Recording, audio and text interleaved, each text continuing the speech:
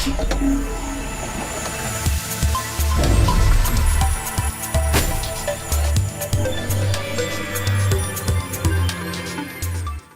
is going on, ladies and gentlemen, I'm Steven and welcome back to my waterproof test of the No.1 G2 smartwatch from China, which is a clone from the Galaxy Gear 2.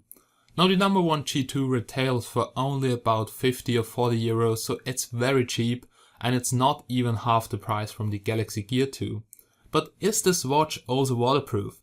In this video, guys, we'll find it out. So sorry for being a little bit late with this test video, but you know, I study mechanical engineering and at the university all this shit comes together before Christmas. But now I have holidays and I will be back with a giveaway, many reviews, many new Minecraft videos, so just stay tuned, guys.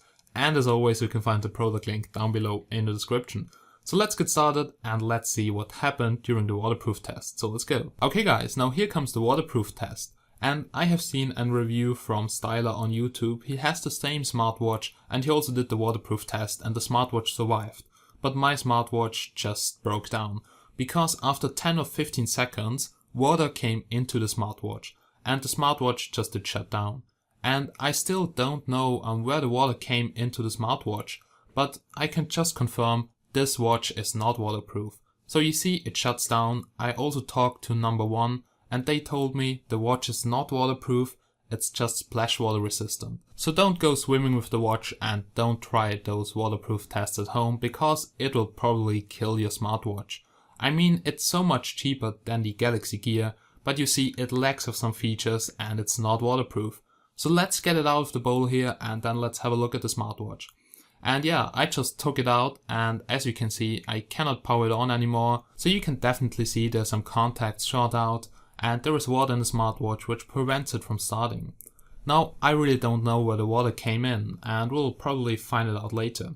But for now I will just try to dry the smartwatch with a hairdryer. You know it's not the proper way to revive a water damaged device.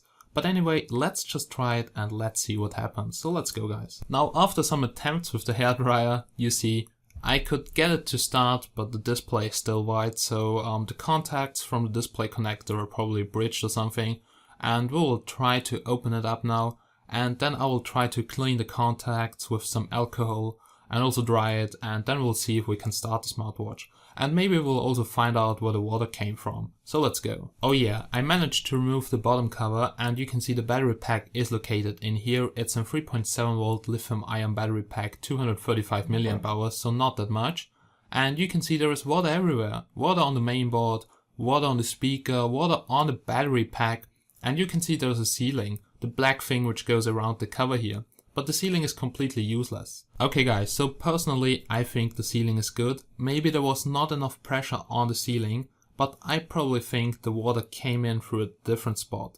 Like it maybe came in through the home button, maybe through the gaps between the frame and the display, and you can see water is everywhere. It's between the camera lens and the camera, between the glass and the display. So we just have one sealing and that should seal the whole device and that can't work.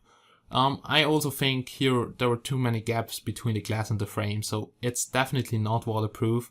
And now I just want to show you how it looks inside, how the mainboard looks like and what components we can find inside of the smartwatch. So let's go. Okay guys, now here you can see how it looks inside of the No.1 G2. The big blue PCB is the mainboard, contains the SoC, the CPU and all that stuff. And that green PCB holds the heartbeat monitor and additional things. Then here we can see the bottom part with all the connectors here to charge the smartwatch, because yeah, the smartwatch should be waterproof, so it has some specific charger, but anyway, the watch isn't waterproof, so it would be better if the watch would come with an USB port. But anyway, that's just my personal opinion. Okay guys, now here you can see the mainboard, and the camera module and the heartbeat monitor module is directly soldered to the mainboard, so it would be hard to replace it. But anyway, the watch is so cheap, there is no need to replace it, just buy a new one in my opinion. And you can see a lot of water traces on the mainboard. So water came through the whole smartwatch.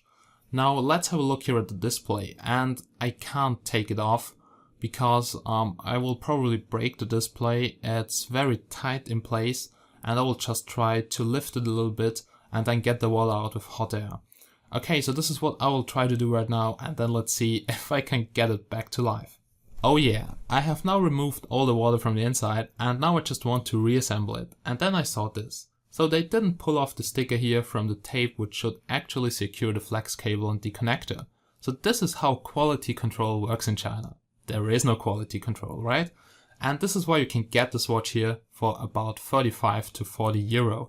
So it is very cheap. And you see, my watch didn't survive the waterproof test. The watch from Styler did survive the waterproof test. So maybe it was assembled a bit better than my watch, and this is common if you buy something from China.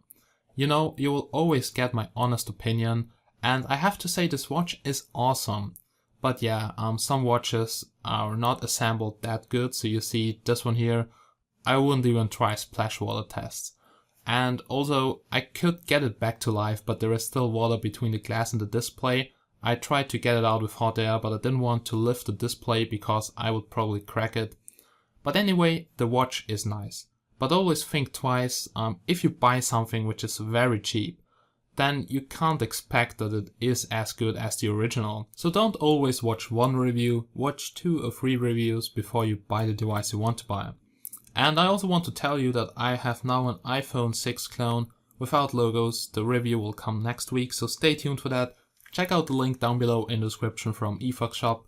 Check out chinadevices.com if you have any questions to Chinese products. And yeah guys, thank you so much for watching and I hope I see you again in my next videos. Bye bye and have a nice day.